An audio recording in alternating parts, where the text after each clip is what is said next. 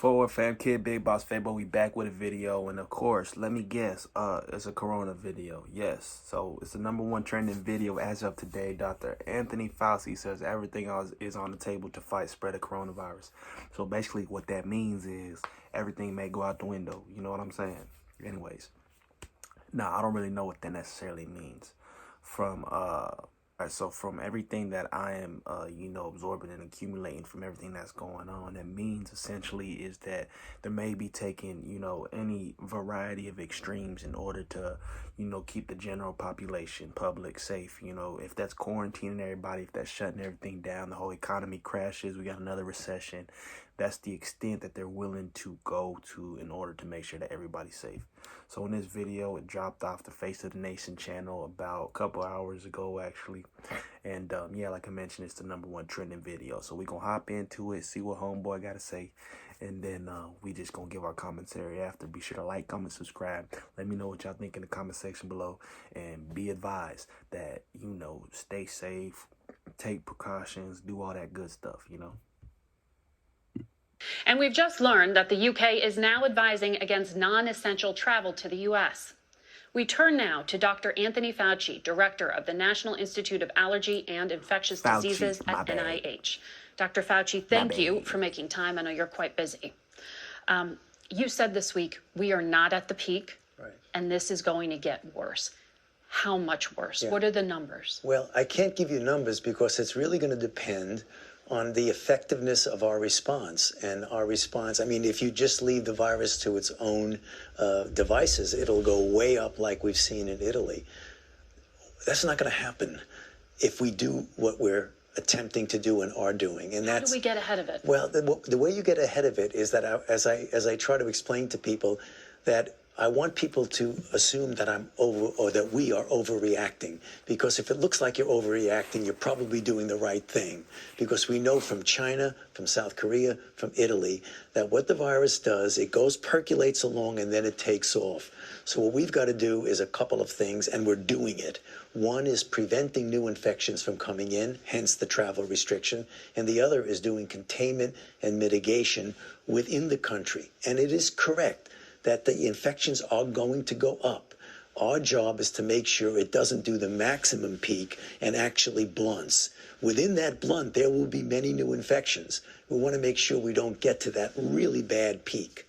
And Americans' lives have changed dramatically in the week we just went through, and they're going to continue to change. People aren't supposed to be visiting nursing homes. Right. People are being told to work from home. Schools are shutting down. Give us the reality check, though.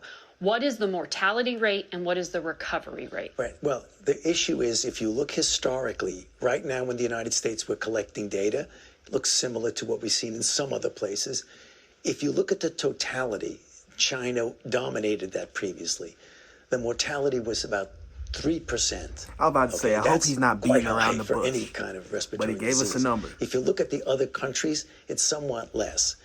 If you count all the people who are getting infected and are not being counted because they're not coming to the attention of a healthcare provider, then mortality will likely come down to somewhere around 1% or less. But even that is serious, and that's why we've got to take this seriously. Because if you look at the typical seasonal flu, it's 0.1%. So this is a virus that transmits readily. It's a virus that has a high degree of morbidity and mortality, and that's the reason why we've got to do all of our forces. Now, if you look at the recovery rate is minus what the mortality is. So if the mortality is 1%, it's 99% recovery rate. If the mortality is even less, overwhelmingly more people recover from this than get into serious trouble. There's no doubt about that. But we want to make sure that we not only decrease the rate of infection, we protect the vulnerable people who are within that percentage that have a much higher degree of morbidity and mortality. The president indicated that he is looking at travel restrictions, we ain't got no including tests, within though. the That's the country. thing. Should Americans get on a plane right now? Well, it depends on what the reason for getting on the plane. Anything that's, to my mind, particularly if you are a person who's elderly or who falls within the category of underlying conditions, you should really think twice before putting yourself in a situation where you're in a crowded place for an extended period of time. You wouldn't get on a plane. Right now, there are a number of reasons why I wouldn't get on a plane, but if I were not doing the job that I'm doing because of my age, I would very seriously think about not doing any travel like that. Should Americans get up and go to the office tomorrow? Well, it depends on the situation that you're in. To the extent possible, teleworking should be done to the extent that you could do it. I mean, there are some jobs you can't telework, let's be real. But if you can, you should. You should avoid crowded places. And that's the things that we've been talking about all along right now. The CDC has a nice website. You go in, you talk about the different kinds of mitigations at different levels of involvement. Bro, I was working at Amazon. Don't go to crowded places. France is trying to close down restaurants and cafes and bars. Yeah. Should that happen here in the United States? Every single day we meet with the task force and we take a look at what's going on. And you don't want to make a pronouncement that no one should ever go into a restaurant. I mean, I think that might be overkill right now, but everything is on the table. It may come to the situation where we strongly recommend. Right now, myself personally, I wouldn't go to a restaurant. I just wouldn't, because I don't want to be in a crowded place. I have an important job to do. I don't want to be in a situation where I'm going to be all of a sudden self-isolating for 14 days. For those Americans who are now returning from Europe, how do we make sure that that doesn't allow for further spread? How do you screen them? I think the issue is, if you look at what's happening now for people who are coming back from like the European countries, when they get back in here, they're having an enhanced screening when they come back. What does that mean? Actually just looking at them, seeing if they're sick, giving them a piece of paper. Here's a telephone number. Here's what you need to watch out for. Let the man talk. 14 days of self-isolation if you come from one of those countries that are on that list. Period. You come back, 14 days of voluntary self-isolation. Now, the federal government could invoke authorities to do things like quarantine. Right. For places that are hotspots, like New Rochelle, like Seattle. Right. Would you like to see that? Well, it depends on the individual circumstance. The problem, Margaret, with my making a pronouncement with what should be done, you've got to look at what the situation is at the local level. I mean, for example, in New York City, in New Rochelle, it's a very difficult situation up there. So Governor Cuomo made some important decisions, which, in my mind, looking at what he did, were the right decision. The American College of Surgeons has told hospitals that they need to prepare to cancel, particularly elective surgeries. Right. That implies that hospitals are about to get overwhelmed. Right. Yeah. Do we have the hospital capacity to deal with what is coming? And if we don't, what is the plan? Okay. Is it to use military hospitals? Well, first of all, again, you've got to look at what the bracket is of the possibility. If in a worst case scenario, and I don't want to scare people, that you always got to consider, there's a worst case scenario, there's a best case scenario, and there's something in the middle. We're doing everything we can to not allow that worst case scenario to happen. If it happens, which I don't think it will, because I can see the effort that we're putting in. You don't think hospitals will be overwhelmed? No, I don't say that. I say it's possible that they could be. But when you say that, people get frightened, but concentrate on what you can do to not make that happen. But if, in fact, there's a scenario that's very severe, it is conceivable that will happen. And that's the reason why you have things like strategic national stockpile for ventilators and things like that. There's concern about shortages of key supplies like that, ventilators, cotton swabs. Margaret, we would be unrealistic if we were not concerned that that possibility exists. What we need to do is to... Can you reassure the public that there is planning for those eventualities? I know you're saying it's the worst case. There's planning. You're asking stupid take questions, that to the bank. There's planning to address that. But we would be unrealistic to not pay attention to the possibility that it could happen. So millions of children across this country are looking at the possibility of not being able to go to school for at least a few weeks, possibly longer. Right. Their parents are going to try to figure out what to do with them. Right. Can they take them to playgrounds?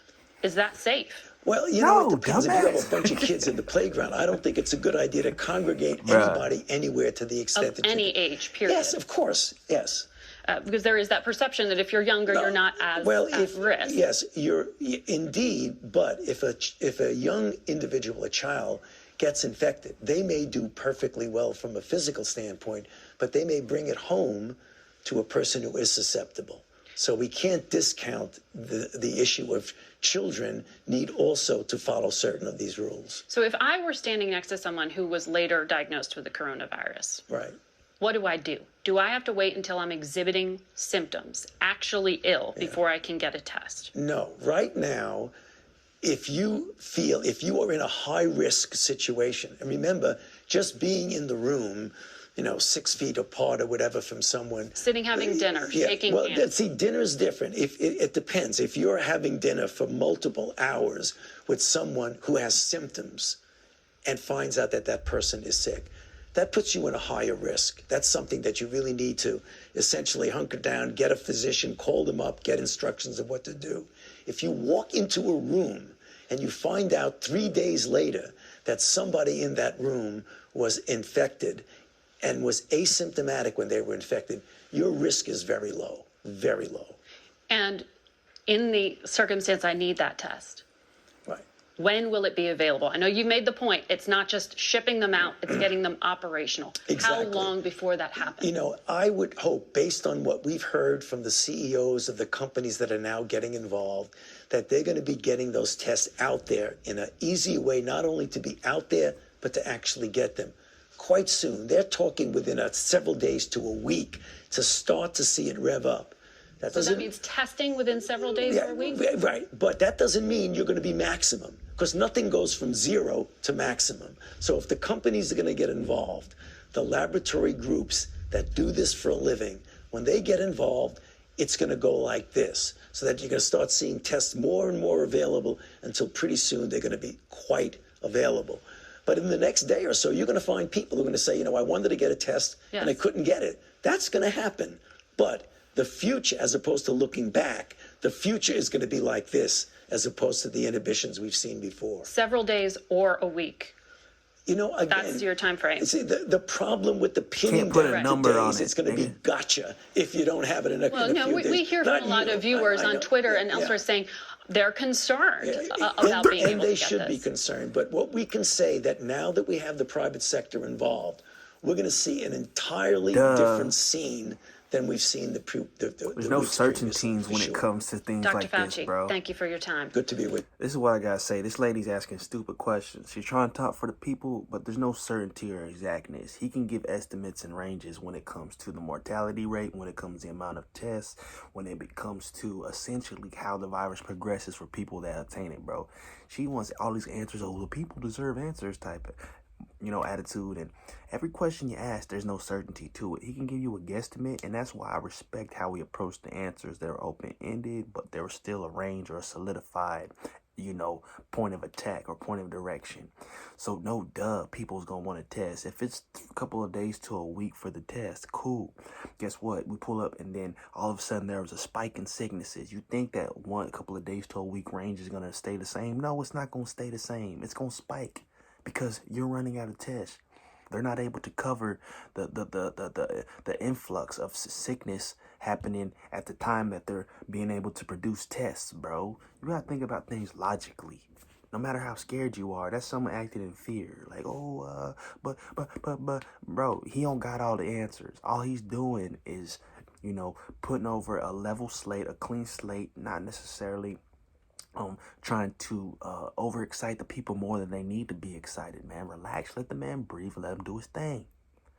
If you guys got any comments about it, comment in the comment section below, man. Be sure to like, comment, subscribe. Let me know what y'all think of the video. We out.